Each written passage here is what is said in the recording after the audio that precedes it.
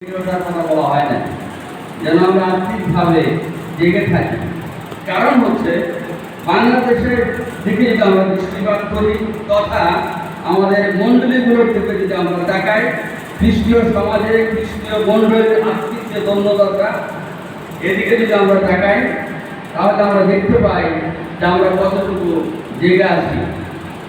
সুতরাং বাংলাদেশের খ্রিস্টীয় সমাজে আর্থিক দণ্ডদশা পরিবারের মণ্ডলী এবং রাজনৈতিক সামাজিক যে সমস্ত বিষয় রয়েছে, যদি আমরা এর পরিবর্তন আনতে চাই, যদি মণ্ডলীর পরিবর্তন আনতে চাই, রাজনৈতিক পরিবর্তন আনতে চাই এবং নৈতিক পরিবর্তন, আমাদের জীবনের ব্যক্তিগত যে নৈতিক পরিবর্তন সেটি যদি আমরা আনতে চাই তাহলে আমাদের আর্থিক জাগরণ প্রয়োজন। আমাদের প্রয়োজন একটি আর্থিক জাগরণ, এবং এটি আর্থিক জাগরণ শুধুমাত্র খ্রিস্টীয় সমাজকে নয় এবং খ্রিস্টীয় মণ্ডলীকে নয়, কিন্তু গোটা জাতির ভাগ্যকে পরিবর্তন করতে পারে। এই আর্থিক জাগরণ যেটি আমাদের মণ্ডলীতে খুবই প্রয়োজন এবং খ্রিস্টীয় সমাজে খ্রিস্টীয় মণ্ডলীতে এটি খুবই প্রয়োজন, যেটি অভাব আজকে আমরা উপলব্ধ করছি। আজকে যদি আমরা গির্জার দিকে তাকাই, চার্চের দিকে তাকাই, বিল্ডিং অনেক বড় হয়েছে কিন্তু মণ্ডলী বড় হয় নাই। মণ্ডলী দিনের পর দিন ছোট হয়ে গেছে, মণ্ডলী দিনের পর দিন ছোট হয়ে যাচ্ছে। খাবারে মণ্ডলীর অভাব নাই, প্রতিদিন মণ্ডলী হচ্ছে, প্রতিদিন মণ্ডলী হচ্ছে, একের পর এক মণ্ডলীর লিস্ট আমরা দেখতে পাই, কিন্তু বিশ্বাসী বর্গের যে বৃদ্ধি, এই বৃদ্ধি আমরা দেখতে পাই না। অনেক মণ্ডলী আমরা দেখছি আজকে খাবারে, অনেক মণ্ডলী দেখছি, কিন্তু এখানে নতুন কতজন বিশ্বাসী জাগরিত হয়েছে, নতুন কতজন বিশ্বাসী তারা পরিবর্তিত হয়েছে এবং তারা ঈশ্বরের কাছে আসছে। আজকে আমাদের প্রয়োজন আর্থিক জাগরণ, কারণ আজকে আমাদের মধ্যে জাগরণ নাই, মণ্ডলীর মধ্যে আজকে জাগরণ নাই। এই জন্য গীতরচক তিনি জাগরিত হওয়ার জন্য, জাগরণ করার জন্য তিনি বারবার করে বলেছেন, হে প্রভু আমাদিগকে সঞ্জীবিত করো, কারণ আমরা ঘুমিয়ে পড়েছি। যেন তিনি আমাদেরকে সঞ্জীবিত করেন। তুমি কি আবার আমাদেরকে সঞ্জীবিত করবে না? কারণ আমরা ঘুমিয়ে পড়েছি, যেন প্রজাগণ তোমাতে আবার আনন্দ করে। হযরত দাউদ তিনি সেই কথা বলেছেন, হে সদাপ্রভু তোমার দয়া আমাদিগকে দেখাও আর তোমার পরিত্রাণ আমাদিগকে দেখাও। কারণ তারা ঘুমিয়ে পড়েছে, তারা জেগে নেই, তারা সঞ্জীবিত নেই। আজকে আমাদের জীবনে পরিবর্তন দরকার। যদি আমরা গীত সঙ্গীতে 80 গীত 18-19 পদ থেকে, সেখানে দাউদ আবার বলেছেন, তুমি আমাদিগকে সঞ্জীবিত করো, আমরা তোমার নামে ডাকবো, আবার ডাকবো। তার মানে কি? তারা ঘুমিয়ে পড়েছে। হে সদাপ্রভু বাহিনীগণের ঈশ্বর আমাদিগকে ফিরাও। তার মানে তারা বিপদগামী হয়েছে, তারা আর মণ্ডলীর মধ্যে নাই, তাদের মধ্যে আর ইউনিটি নাই, তাদের মধ্যে একতা নাই। এই জন্য এখানে বলছেন যে তোমার মুখ এত উজ্জ্বল করো তাহাতে আমরা পরিত্রাণ পাবো, যেটি আজকে আমরা হারিয়ে ফেলেছি। প্রথমেই বলছিলাম, চেয়ারগুলো দেখলে পরে আমাদের মনে হয় যে আমাদের মণ্ডলী কতটুকু জাগ্রত আছে। যদি আমরা আমাদের মণ্ডলীর যে সমস্ত কর্মসূচি রয়েছে সেদিকে আমরা তাকাই, মণ্ডলীর মিশন কাজের দিকে যদি আমরা তাকাই, মণ্ডলীর যুবকদের দিকে যদি আমরা তাকাই, মণ্ডলীর মহিলা সমিতির দিকে যদি আমরা তাকাই, মণ্ডলীর সামনে স্কুলের দিকে আমরা তাকাই, শুধু গিরিয়র প্র্যাকটিস মণ্ডলী নাই, সাভারের মণ্ডলী তথা বাংলাদেশের সমস্ত মণ্ডলীর দিকে যদি আমরা তাকাই, আমরা কোথায় আছি? হে সদাপ্রভু আমাদিগকে ফিরাও। আমাদের ফিরতে বলা হয়েছে। হে সদাপ্রভু বাহিনীগণের ঈশ্বর তুমি আমাদিগকে সঞ্জীবিত করো। আজকে আমরা ঘুমিয়ে পড়েছি। আজকে আমাদের ক্রন্দন করা দরকার, পাপ স্বীকার পূর্বক উচ্চ স্তরে ঈশ্বরের কাছে বিরতি করা দরকার, যেন তিনি আমাদেরকে ফিরান এবং জাগ্রত করেন। আজকে আমাদের মধ্যে জাগরণ নেই। আজকে মণ্ডলীর মধ্যে জাগরণ নেই। দ্বিতীয় অংশ বলি ৭-১৪ মধ্যে কি সেখানে বলা হয়েছে, আমার প্রজারা যাহাদের উপর আমার নাম কীর্তিত হয়েছে তাহারা যদি নম্র হয়ে প্রার্থনা করে, আমার মুখের অন্বেষণ করে এবং কুপথ থেকে ফেরে, তবে আমি স্বর্গ হইতে তাহা শুনিব, তাহাদের পাপ ক্ষমা করিব এবং তাহাদের দেশ আরোগ্য করব। আমাদের ফেরা দরকার। যদি আমরা জাগরণ চাই, আমাদের ফেরা দরকার, আমাদের চেতনা হওয়া দরকার, ধার্মিক হওয়ার জন্য চেতনা প্রাপ্ত হওয়া দরকার, পাপ থেকে ফিরে আসা দরকার, মণ্ডলীতে আবার ফিরে আসা দরকার। এখানে আমরা মণ্ডলীর মধ্যে গির্জাঘরের মধ্যে রয়েছি, অনেক বড় গির্জাঘর, লোক নাই। আমার মনে হয় মাঝে মধ্যে আমি অনেক সময় চিন্তা করি আমাদের পুরনো গির্জাঘরে ফিরে যাওয়া দরকার এবং সেখানে গিয়ে বেদিতে প্রার্থনা করা দরকার, ক্রন্দন করা দরকার, যেন প্রভু এই মণ্ডলী আবার জাগরিত হয়। কেন আমরা সেখানে আবার ফিরে গিয়ে আর্তনাদ করি, প্রার্থনা করি, ক্রন্দন করি, যেন ঈশ্বর সঞ্জীবিত করেন আমাদেরকে, তারপর আবার এখানে ফিরে আসে। আর ওটা এখন ভয় নাই। এইখানে আমাদের ফিরে আসা দরকার। অনেক সময় অনেক ক্ষেত্রে মণ্ডলীর যে সমস্ত কার্যক্রম যেভাবে পদদলিত হচ্ছে, ঈশ্বরের বাক্য যেভাবে অবজ্ঞাকৃত হচ্ছে, অবজ্ঞা করা হচ্ছে, তাতে আমাদের মনে হয় যে আমরা অনেক হতাশার মধ্যে আমাদের মণ্ডলীগুলো জীবনযাপন করছে, মণ্ডলী অনেক হতাশার মধ্য দিয়ে যাচ্ছে। কিন্তু হতাশ হলে চলবে না। এখনো পর্যন্ত আমাদের সুযোগ রয়েছে, এখনো পর্যন্ত আমাদের হতাশ হলে চলবে না। যখন আমরা অনেক সময় মনে করি সবকিছু নিয়ন্ত্রণের বাইরে চলে গিয়েছে, গিরিয় মণ্ডলী হয়তোবা নিয়ন্ত্রণের বাইরে চলে গিয়েছে, হয়তোবা এখান থেকে আর ফিরে আসা সম্ভব নয়, হ্যাঁ সবকিছু শেষ হয়ে যায় নাই, এখনো পর্যন্ত সবকিছু শেষ হয়ে যায় নাই, এখনো পর্যন্ত আশা রয়েছে। যদি আমরা জাগ্রত হই, সেই আশা আমরা দেখতে পাবো। যদি আমরা জাগ্রত হই, সেই আশা আমরা ফিরে পাবো। কিন্তু আমাদের জেগে ওঠা প্রয়োজন, জাগা প্রয়োজন।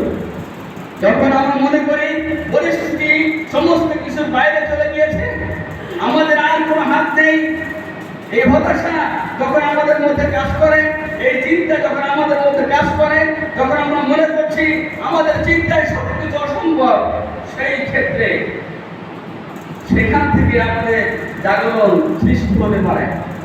যদি আমরা ফিরি, তাহলে এই জাগরণ শুরু হতে পারে।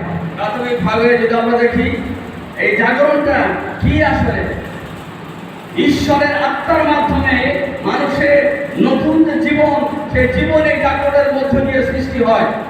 পবিত্র আত্মার মাধ্যমে আমাদের নতুন জীবন দেন এবং তিনি আমাদেরকে সঞ্জীবিত করেন।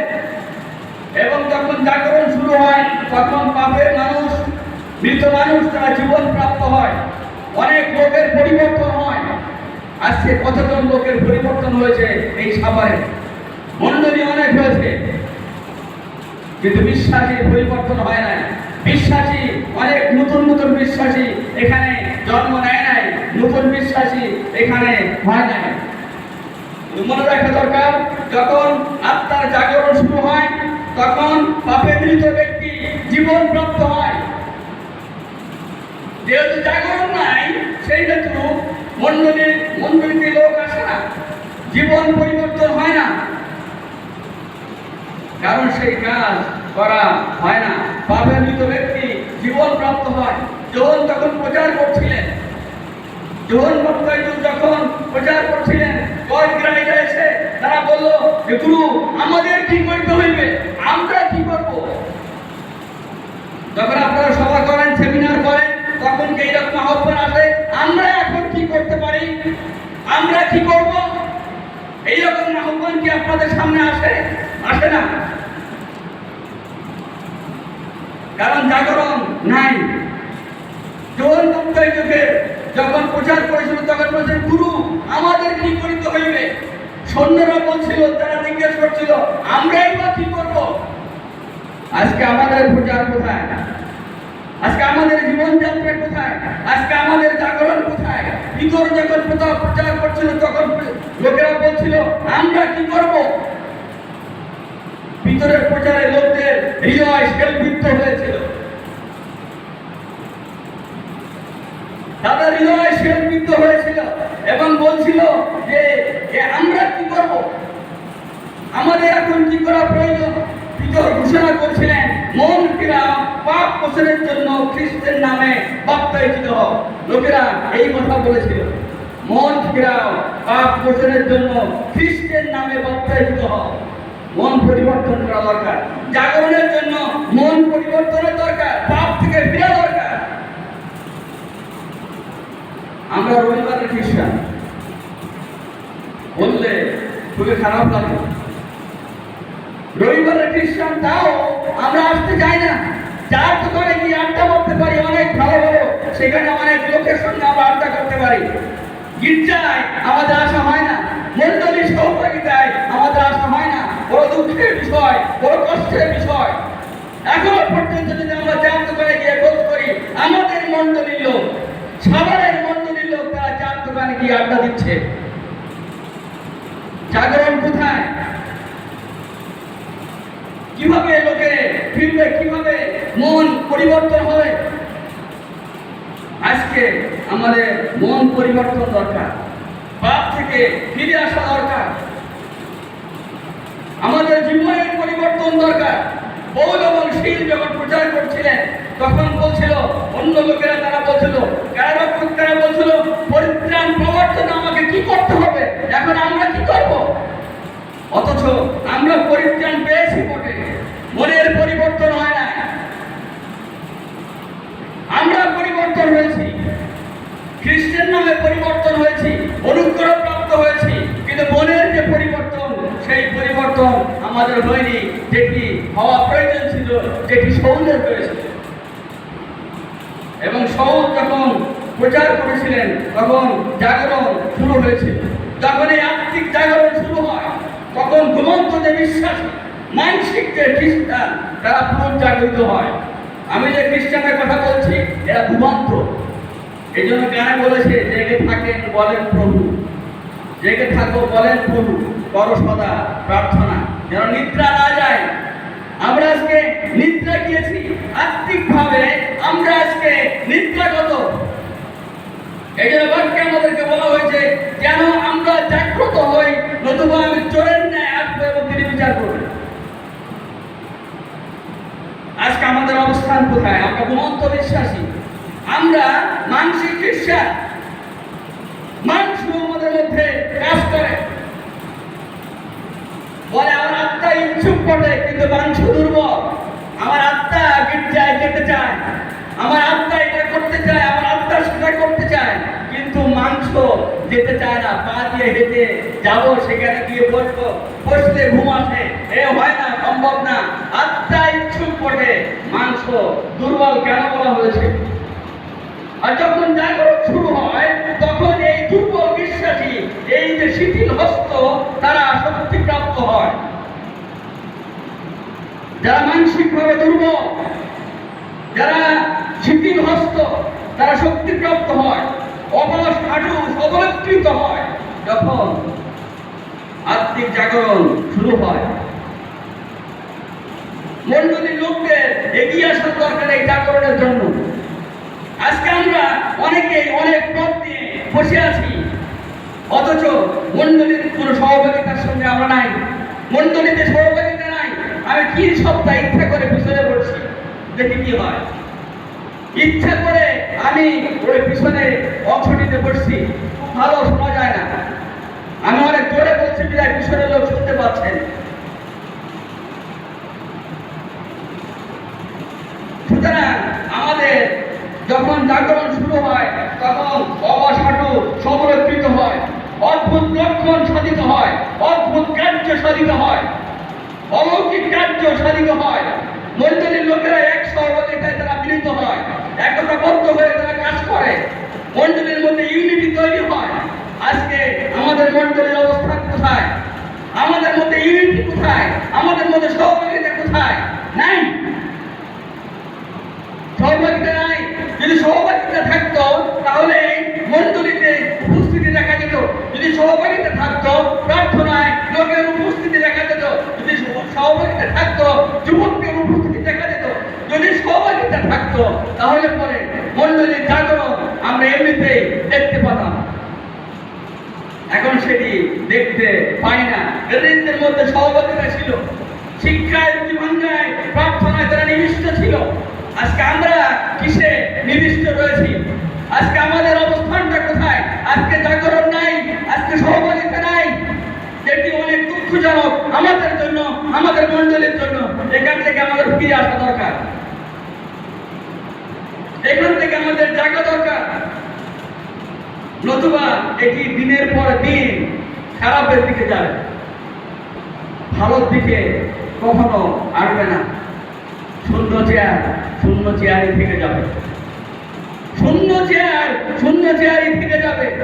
যখন আমাদের ব্যক্তিগত জীবনে পরিবর্তন আসে তখন এই শূন্য চেয়ারগুলো শূন্য থাকে না, ভরে যায়।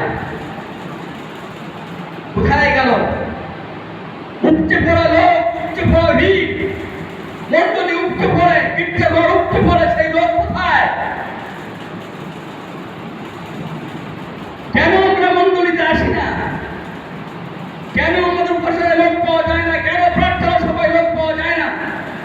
আমি 3 রবিবার, আমার মনে পড়ে 3 থেকে 4 রবিবার আমি যাই নাই আমার মেয়ের অসুস্থতার কারণে।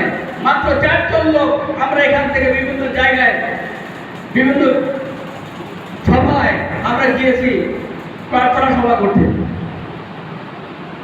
আর কারো খবর নাই। পদ তো ঠিকই আছে, মনে করবেন যে পদের কথা বলছি না।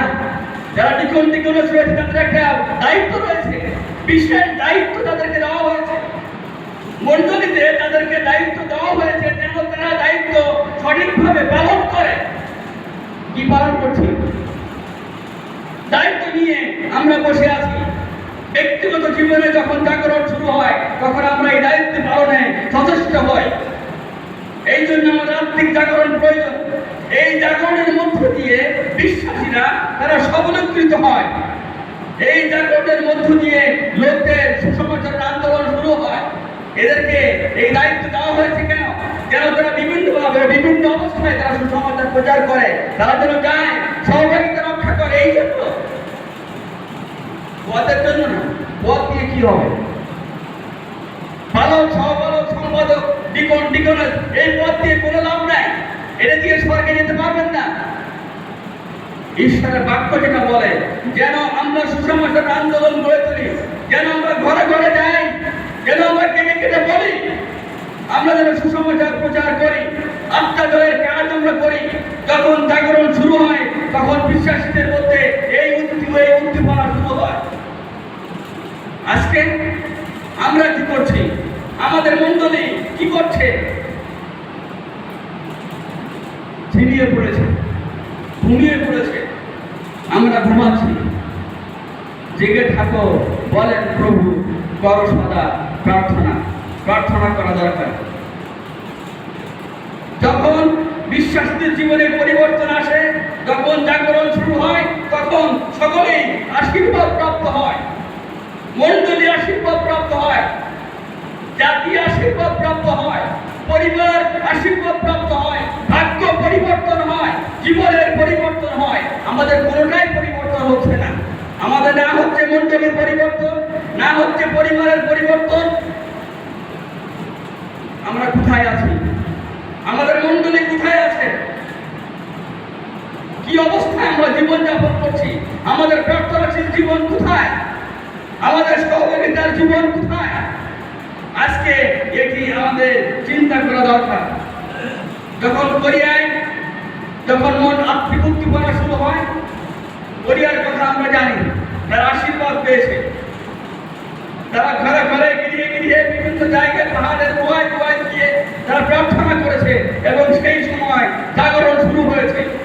এখন সেই প্রার্থনা হয় না, গুহায় প্রার্থনা নেই, ঘরে ঘরে প্রার্থনা নেই, ঘরে ঘরে ক্রস নাই, ঘরে ঘরে সেই জাগরণ নাই। এখন কোরিয়াতেও জাগরণ নাই। অর্থ হয়েছে, সম্বল হয়েছে, সবকিছু হয়েছে, কিন্তু আত্মিক যে জাগরণ, সেই জাগরণ কোরিয়ার মধ্যে এখন আর নেই। ঝিমিয়ে পড়েছে। আমাদের অবস্থান কোথায়, এটি আমাদের চিন্তা করা দরকার। যখন জাগরণের মধ্য দিয়ে যখন জাগরণ শুরু হয়, তখন অলৌকিক কার্য দেখা যায়। আমরা অনেক সময় অনেক জায়গায় প্রার্থনায় যাই, প্রার্থনা করি, অদ্ভুত লক্ষণ, অদ্ভুত কার্য সাধিত হওয়ার কথা হয় না। যখন জাগরণ শুরু হয় তখন অন্ধ দেখতে পায়, যখন জাগরণ শুরু হয় তখন বোবার কথা বলে, যখন জাগরণ শুরু হয় তখন খন্দ চলতে পারে। পিতর বলেছিলেন যে স্বর্গ কি রৌপ্য আমার নাই, কিন্তু যীশু খ্রিস্টের নামে হেঁটে বেড়াও। যখন জাগরণ শুরু হয় তখন এই কার্য সাধিত হয়, এই অলৌকিক কার্য সাধিত হয়। এবং বিষয় ভগবতী তিনি বলেছিলেন 35 অধ্যায় 6 পদে বলছিলেন যে তৎকালে খঞ্জ দৈত্যের মতো লম্ফ দিবে। হ্যাঁ, খঞ্জ লম্ফ দিবে, হরিণের মতো লম্ফ দিবে। এখন লোকে লম্ফ দেয় না, প্রার্থনা করলে পরে খঞ্জ হাঁটে না, প্রার্থনা করলে পরে ভগবান কথা বলে না, প্রার্থনা করলে পরে রোগী সুস্থ হয় না। কেন? আত্মিক জাগরণ নাই। লোকদের মধ্যে যে জাগরণ প্রয়োজন সেই জাগরণ নাই। যখন জাগরণ শুরু হয় মৃত জীবন পায়। আর আমরা একটু জ্বর ভালো করতে পারি না। যিশুর নামে সমস্ত কিছু সাধিত হয়, কিন্তু আমাদের দ্বারা জ্বর ভালো হয় না।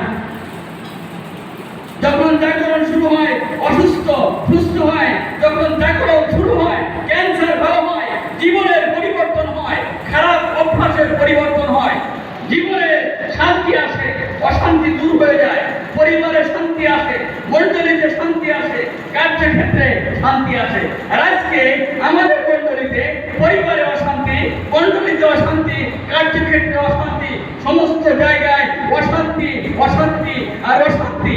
জাগরণ কোথায়? জেগে থাকতে বলা হয়েছে। কি করছি? মণ্ডলী শূন্য হয়ে গিয়েছে, মণ্ডলী ছিন্নভিন্ন হয়েছে, মণ্ডলী ছিন্নভিন্ন হয়ে যাচ্ছে। জাগরণ নাই। ভালো খাবার হয়তো বা নাই, ভালো চড়ানি হয়তো বা নাই। কারণ যেখানে মেশেরা ভালো চড়ানি পায়, যেখানে মেশেরা ভালো খাবার পায়, মেশেরা হয়তো সেখানে যায়, আমি জানি না, অথবা জোর করে নিয়ে যায় কিনা। কিন্তু একজন পরিচর্যাকারী, যারা আমরা পরিচর্যার দায়িত্ব নিয়েছি, যারা আমরা ডিকোনেস হয়েছি, আমরা সকলেই পরিচর্যাকারী। যারা আমরা মণ্ডলীতে দায়িত্ব নিয়েছি, আজকে আমাদের দায়িত্ব যেন আমরা এই কার্য, পরিচর্যার কার্য আমরা করি। যখন আমরা দায়িত্ব নিয়েছি, যখন একজন পরিচর্যাকারীর জীবনে জাগরণ শুরু হয়, ব্যক্তিগতভাবে যখন জাগরণ শুরু হয়, তখন ভালোবাসার বৃদ্ধি পায়, বিশ্বাসের বৃদ্ধি পায়। আজকে আমাদের মধ্যে ভালোবাসা নাই, বিশ্বাসের বৃদ্ধি নাই। আজকে ক্রুশারোপিত যে প্রভু যীশু খ্রিস্ট, পুনরুত্থিত যে খ্রিস্ট, সেই যিশুকে আমরা প্রচার করি না, কারণ সেই জাগরণ আমাদের মধ্যে নাই। যখন জাগরণ শুরু হয় তখন ক্রুশারোপিত যিশুকে আমরা প্রচার করি। কোনো ভ্রান্ত শিক্ষা নয়, ভ্রান্ত দল নয়, কিন্তু প্রভুর বাক্যে আমরা জীবনযাপন করি। আমরা সঠিক সুখবর আমরা তুলে ধরার চেষ্টা করি। আর এখন যে সুখবর তুলে ধরা হয় সেটা হচ্ছে মেসিজ করার সুখবর। আসলে আমাদের মণ্ডলীতে এটা পাবে, সেটা পাবে, অমুক পাবে, তমুক পাবে, এটা করতে বলা হয় না। এটা আমরা আজকে করে যাচ্ছি। আজকে এখান থেকে আমাদের ফিরে আসা দরকার। যখন জাগরণ শুরু হয়, অসামঞ্জস্য কোনো কিছু থাকলে পরে সেটি পুনঃস্থাপিত হয়। আজকে আমাদের মণ্ডলীতে অসামঞ্জস্যপূর্ণ অনেক কিছু রয়েছে, সেখান থেকে আমাদের পুনঃস্থাপিত হতে হবে, এটাকে পুনরুদ্ধার করতে হবে। নতুবা মণ্ডলীকে রক্ষা করা যাবে না। যদিও মণ্ডলী ঈশ্বর রক্ষা করবেন, ঠিক আছে, কিন্তু আমাদের দায়িত্ব রয়েছে যেন আমরা কার্য করি, যেন আমরা সুখবর প্রচার করি, যেন প্রার্থনায় আমাদের জীবন উজ্জীবিত হয়, যেন আমরা প্রার্থনাশীল মানুষ হয়ে উঠি। যারা প্রার্থনার জন্য দীর্ঘ সময় আমরা কাটাই। যখন জাগরণ শুরু হয় তখন প্রার্থনায় আমাদের জীবনের ধ্যান এবং জ্ঞান এবং চালিকা শক্তি হয়ে ওঠে। আজকে আমরা কি করছি? যখন জাগরণ শুরু হয় তখন হারানো আত্মার জন্য যিশুর যে ভালোবাসা ছিল, সেই ভালোবাসা আজকে আমাদের হৃদয়ে সেটি প্রভাব হয়, কিন্তু সেটি হচ্ছে না। আমাদের আজকে পরিবর্তন হওয়া দরকার। আজকে আমাদের ব্যক্তিগত জীবনে পরিবর্তন হওয়া দরকার। ব্যক্তিগত জীবনে জাগরণ সৃষ্টি হওয়া দরকার। তাহলে পরে আমাদের মণ্ডলীর যে পরিবর্তন সেটি হওয়া সম্ভব।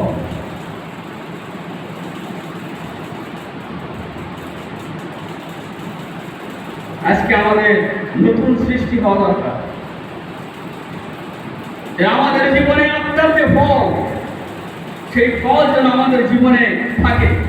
যখন আত্মিক জাগরণ শুরু হয় মণ্ডলীর মধ্যে, বিশ্বাসীর মধ্যে, যখন আত্মিক জাগরণ শুরু হয় তখন আমাদের মধ্যে আত্মার যে ফল, সেই ফল আমাদের মধ্যে দেখা যায়। প্রেম, আনন্দ, শান্তি, দীর্ঘ সহিষ্ণুতা, মাধুর্য, মঙ্গল ভাব, বিশ্বস্ততা, মৃদুতা, ইন্দ্রিয় দমন, এই যে আত্মার ফল, এই আত্মার ফল আমাদের জীবনে দেখা যায়। এবং মানসিক যে ফল রয়েছে, অসুচিতা, বিবাদ, শত্রুতা, রাগ, প্রতিযোগিতা, এই সমস্ত বিষয়, এই সমস্ত বিচ্ছিন্নতা, সমস্ত কিছু দূর হয়ে যায়।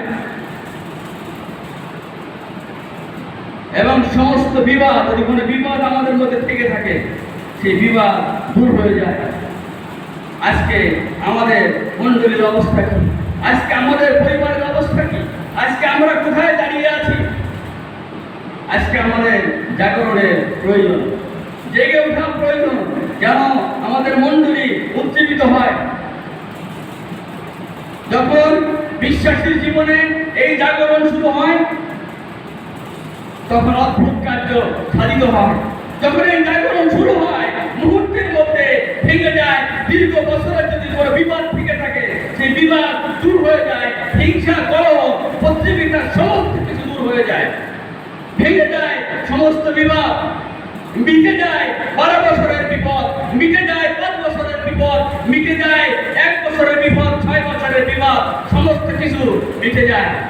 কিন্তু আজও আমাদের মধ্যে 12 বছরের বিবাদ রয়ে গেছে, হিংসা রয়ে গেছে, দলাদলি রয়ে গেছে। জাগরণ কোথা থেকে আসবে?